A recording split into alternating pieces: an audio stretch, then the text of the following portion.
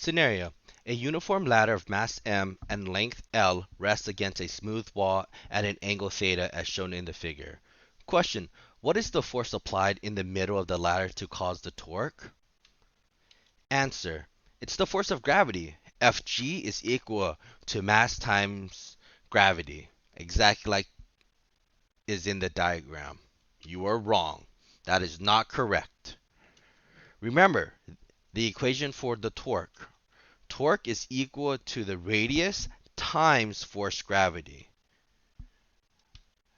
The force has to be applied perpendicular to the radius. That's why there's that perpendicular symbol next to the radius. It is the cosine part of the force of gravity that is causing the torque, not the entire Fg. So take a look at the image that is supplied here. The force of gravity is going down, but the ladder is sideways. So if you tilt your head and look, the one that is being perpendicular is right here, the mg cosine theta. Why? Because right here it is perpendicular. Here's the 90 degrees to that. So it is the mg cosine theta that is causing the torque. So the force here is actually mg cosine theta. It's not mg, it's the mg cosine theta.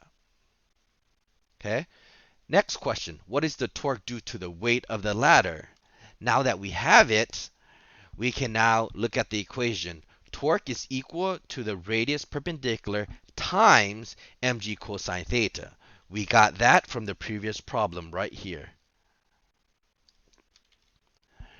The R here is going to be L divided by 2 because the entire thing here is L, and the distance to this point would be L over 2. If this is where x is equal to 0, the entire distance is L, so at this moment it would be at L over 2 because the force is in the middle of the ladder L. So the torque equation here is L over 2 times mg cosine theta. That is the torque caused in this problem from the ladder that's on the wall.